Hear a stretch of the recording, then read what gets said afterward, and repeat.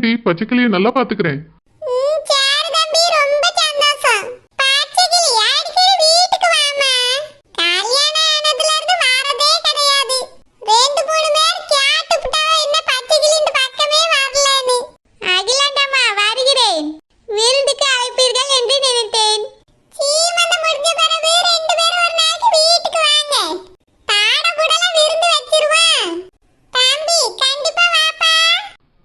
Okay aunty.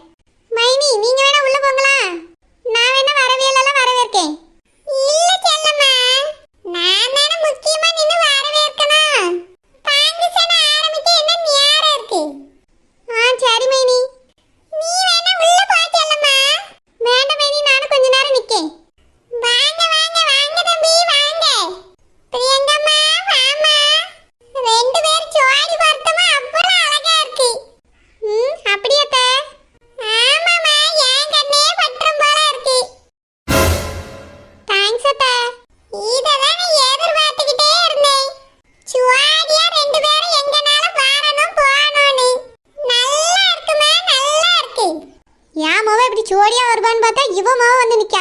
பார்க்கவே பத்திக்கிட்டு எரியுது. என்னவோ இவள பிடிக்கலன்னு சொல்லிட்டு இருந்தா, வந்திருக்கத பார்த்தா அப்படி தெரியலையே. சீக்கிரமே பிள்ளை பத்துருவா போல இருக்கே. இல்ல நடிப்புதான். நல்லாதான் மீனிக்கிட்டு வந்திருக்கா. நம்ம பிள்ளையும் சீக்கிரம் புருஷன் கூட சேர்த்து விடணும். தம்பி உள்ள போப்பா. பிரியங்கம்மா உள்ள போம்மா. போய் சேர்ல உட்காருங்க. சரி அத்தை.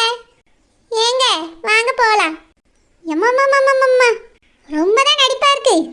செல்லம்மா பாத்தியா பிரியங்க எவ்வளவு அழகா சுவாடியா வரானே.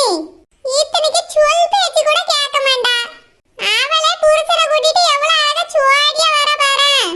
வா மாவட்ட கொஞ்சம் சொல்லி மாத்த பாரு. நான் கூட அனுசுகா பிள்ளை சொன்னா கேட்டுக்கிடுவா. இந்த பிரியங்கா தான் சொல் பேச்சு கேட்க மாட்டான்னு நினைச்சேன். இவளே திருந்திட்டாளே. அனுசுகா பிள்ளை சொல்லு செல்லம்மா. என்னத்த சொன்னாலும் அவ மாமியார் காரி அவளை வாழ விட மாட்டீங்க. இனி தனியா வீடு பார்த்து என் பிள்ளை வைக்கணும். இன்னைக்கு மாப்பிள்ள வந்தாருன்னா அவர்கிட்ட அதை பத்தி தான் பேசி ஆகணும். இந்த பொம்பளைலாம் என் பிள்ளைய குறை பேசுது. நல்ல பிள்ளை தங்கமான பிள்ளைன்னு எப்ப பார்த்தாலும் சொல்லிட்டு தெரியும். இப்ப மருமக்க மாற புகழ்துல, அதனால இப்ப என் பிள்ளைய பிடிக்கலையோ. இருக்கட்ட பாத்துக்கிறேன். வீட்டுக்கே வந்து கூப்பிட்டேன். அது வந்து ஓனரமா என் பிள்ளைகள் ரெடியா வைக்கணும் யாராயிட்டு. அதனாலதான் உங்க கூட வர முடியல பாத்துக்கிடுங்க. சரி பரவாயில்ல ராசப்பு. பெரிய வண்டியை பிடிச்சிட்டோமே, எல்லாரும் கூட்டிட்டு போலான்னு நினைச்சேன். என் மாவன மார்மாவுல மட்டும் முதலையே கார்ல வந்துட்டாவே. மத்தவி எல்லாரும் வருவியலன்னா பெரிய வேனை பிடிச்சு விட்டோம். அது வந்து ஓனரமா நீங்க வேன் பிடிப்பீன்னு நிறைய பேர் நினைச்சுக்க மாட்டாவே. கல்யாணம்னா எல்லாரும் வேனை பிடிச்சிருப்பாவே, பசு பிடிச்சிருப்பாவன்னு வந்திருப்பாவே. தெரியாம தான் ஆட்கள் நிறைய வந்திருக்காதான் இருக்கும். இனிதான் எல்லாம் ஒண்ணு ஒண்ணா வர இனிய மாதிரி. ஆமா ராசப்பு, இப்பதான் ஒரு ஒருத்தர் வந்துகிட்டு இருக்காவே. ஃபங்க்ஷன் ஆரம்பிக்குதா இன்னும் நேரம் இருக்குல்ல. வாங்க எல்லாரும் உள்ள போய் உட்காருங்க. சரி ஓனரம்மா. வாங்க சரி வந்துட்டோம்.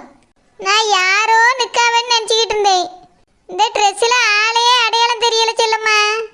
அப்படியாக்கா நல்லா இருக்குனா? ரொம்ப அழகா இருக்கு. அது ஹோட்டல்ல வேலை பார்க்கறதுக்கு எப்படி வந்தாலும் பரவாயில்ல. ஃபங்க்ஷன் வீட்டுக்கு இப்படி தானக்கா வரணும். நீங்களும் எவ்வளவு அழகா டெக்கரேஷனோட வந்திருக்கீங்க. ஆமா வாங்கக்கா உள்ள போய் உட்காருங்க. சரி செல்லம்மா. என்ன அனுஷ்கா ஒரு மாதிரி இருக்கா? பிரவீன் வரலன்னு கவலையா இருக்கியோ? அதெல்லாம் ஒண்ணும் இல்ல சரோஜா. போய் சரோஜா போய். மகத்திலே தெரிகிறது பார். ஒரே சோகம் அழுமூஞ்சி. போ பச்சைக்கிளி, நான் எங்க அழுதான நல்லாதான் இருக்கேன். இல்லை போய் தான். பச்சைக்கிளி அவளை கிண்டல் பண்ணாத, அழுதுற போறா. சரோஜா நீ வேற. நான் என்ன அவங்கிட்டயே சண்டை போட்டுட்டு வந்தேன். அத்தைக்கு எனக்கும் தான் சண்டை. அவனுக்கு எனக்கெல்லாம் சண்டை இல்லை. ஓஹோ அப்படியா, சரி சரி. பச்சைக்கிளி நீ சிரிக்காத. பிரவீனுக்கு அனுஷ்காவுக்கெல்லாம் சண்டை இல்லை, மாமியார் கூட தான் சண்டை. எப்படியோ ஆக மொத்தத்தில் யார் கூடயாவது சண்டை போட்டு விடுகிறாள். சரி பச்சைக்கிளி, வா மாமியார் உன்னை எப்படி பார்த்துக்கிறியாவே? என் மாமியார் என்னை தங்க தட்டில் வைத்து தாங்கு தாங்கு என்று தாங்குகிறார். நானே எதிர்பார்க்காத ஒரு வாழ்க்கை. அவரும் அப்படிதான், என்னை கீழேயே விடுவதில்லை. ஓ அப்படியா, கையிலே தூக்கிட்டே திரிவாரோ? ஆமாம், அப்படியும் வைத்துக் கொள்ளலாம். அனுஷ்கா பாத்தியா பச்சைக்கிளியே, அவளுக்கு வேற மாதிரி சந்தோஷமான வாழ்க்கை கிடைச்சிருக்குதா. இப்போ அப்படிதான் இருக்கும், போக போக தான் எல்லார பத்தியும் தெரியும். மாமியார் இருந்தாலே சண்டை தான் வரும். என்னைக்கு தனியா போறோமோ அன்னைக்கு தான் நிம்மதி. இன்னைக்கு அவன் வந்த பிறகு நான் தனியா இருக்கிறத பத்தி தான் அவன்கிட்ட பேச போறேன். என்னது, தனியா இருக்க போகிறாயா? நானும் அவனும் தனி கொடுத்துன்னு போறோம். இனி அவங்க அம்மா கூட இருக்க முடியாது, சரியான ராட்சசி. அப்படியெல்லாம் சொல்லாதே அனுஷ்கா. மாமியார் இல்லை என்றால் சண்டை போடுவதற்கு ஆள் இல்லாமல் போர் அட்டுவிடும். பிறகு நீயும் பிரவீனும் தான் சண்டை போட வேண்டியிருக்கும். மாமியார் என்ற ஒரு மனுஷி இருப்பதால் தான் அவரிடம் சண்டை போட்டுவிட்டு புருஷனிடம் கொஞ்சுகிறோம். அதை யோசித்துக்கொள் அனுஷ்கா. அது மட்டும் இல்லைன்னா எங்களுக்குள்ள சண்டையே வராது. என்னை அவன் தாங்க தான் செய்வான். அவனே எனக்கு காப்பிலாம் போட்டு எடுத்துட்டு வருவான் தெரியுமா. இப்போ அவன் அம்மைக்கு பயந்துட்டு எனக்கு எதுவுமே செய்ய மாட்டேங்க. எனக்கு அவன் கூட தனியா இருக்கிறது தான் பிடிச்சிருக்கு. அதனால நானும் அவனும் தனி கொடுத்துன்னு போறோம். அதுக்கு மட்டும் அவன் ஒத்து வரல, நான் எங்க அம்மா வீட்டிலே இருந்துக்கிடுவேன். இன்னைக்கு அவன் வரட்டும் தான் எதிர்பார்த்துட்டு இருக்கேன். வாங்க வாங்க, நல்லா இருக்கியா? நல்லா இருக்கேன். மீனக்கா எப்படிக்கா இருக்கிய? உங்க புருஷனை கூட்டிட்டு வராம தனியா வந்திருக்கிய? தனியா எங்க வந்திருக்கேன், பிள்ளையோட தானே வந்திருக்கேன். இல்ல இருந்தாலும் கல்யாணம் முடிஞ்ச புதுசு, புருஷனோட வரலையேன்னு கேட்டேன். அவர் தான் முன்னாடியே வந்திருப்பார்ல. ஓ ஆமா ஆமா, பெரியக்கா கூட வந்தவ. நான் தான் மறந்துட்டு கேட்டுட்டேன். சரி. இருந்தாலும்க்கா நீங்க புதுசா கல்யாணம் ஆனவிய, உங்க புருஷன் கூட வந்தா தானே நல்லா இருக்கும். அந்த மாதிரி சின்ன சின்ன சந்தோஷத்தெல்லாம் இனி அவங்களுக்கு விட்டு கொடுக்காதுங்க. அந்த அக்காக்கு வயசாகி போச்சு, நீங்க கல்யாணம் ஆன புதுசு. செல்லம்மா, மாண்டவியகிட்ட எதுக்கு சும்மா வா கொடுத்துட்டு இருக்கா? ஒன்னால போய் நீ தெரிஞ்சவே இல்லாத பேசிட்டு இருக்கேன். வேற பேசல, உள்ள போட்டாவிய. மீனா பிள்ளைய கூட்டிட்டு உள்ள போ. சரி. சொந்த நாத்தனார்ல அதான் கோவம் வருது. என் பிள்ளைய மட்டும் என்கிட்டே குத்தி காமிக்கும் போது எனக்கு கோவம் வராதாக்கும். இது நான் யதார்த்தமா அவியலை கேட்டேன், உடனே இவியலுக்கு கோவம் பொத்துக்கிட்டு வருது. வரட்டும் வரட்டும், எனக்கு என்ன. ஹாய் குழந்தாய், அழகா இருக்கிறாய். கொஞ்சம் பயமாக இருக்கிறது. அவளை பார்த்தாலே பயந்தான் வரும். ஏன்னா மேக்கப் அந்த மாதிரி போட்டிருக்கா. டோப்பமெண்ட உன்னை விட நான் அழகா இருக்கேன், நீ பொறாம பிடிக்காத. ஏ பச்சைக்கிளி, நீயே சொல்லு, யார் யாரை விட அழகா இருக்கா நீ? எனக்கு பார்க்க இருவரும் அழகா தான் தெரிகிறீர்கள். ஏன் 3 பேருமே அழகா தான் தெரிகிறீர்கள். நான் தான் நகையெல்லாம் போடாமல் சிம்பிளா வந்து விட்டேன். நீயும் நிறைய போட்டு வந்திருக்கலாம்ல பச்சைக்கிளி. நான் சீமந்ததானே என்று நினைத்து சிம்பிளாக வந்து விட்டேன். திருமணம் என்றால் அலங்காரம் பண்ணி கொண்டு செல்வேன். இப்பெல்லாம் எங்க போனாலும் அலங்காரம் பண்ணிட்டு தான் போகணும். ஏன்னா எங்க போனாலும் எல்லாம் அலங்காரம் பண்ணிட்டு வந்து நிக்குதுவேன். அதனால பச்சைக்கிளி என்ன வரும்போது நல்ல அலங்காரம் பண்ணிட்டு வந்துரு.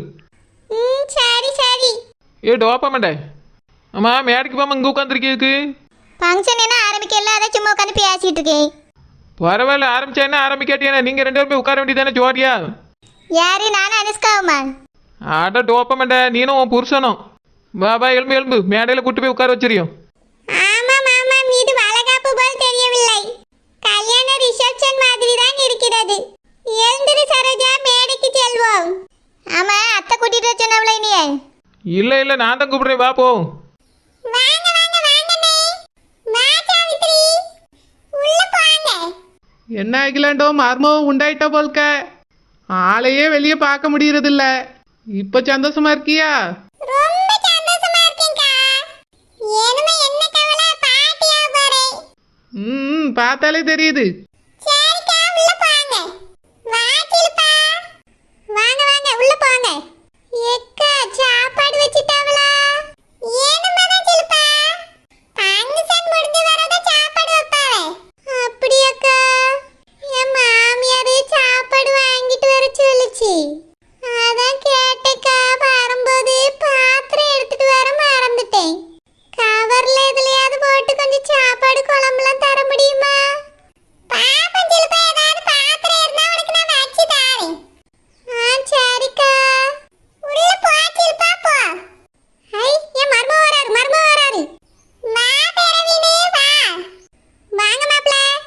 பெரியம்மா எப்படி இருக்கீங்க? எங்களுக்கு என்னையா நாங்க நல்லா இருக்கோம். அம்மா அப்பா வரலையோ? இல்ல பெரியம்மா, நான் மட்டும் தான் வந்திருக்கேன். அப்படியே சரி உள்ள போயா போ.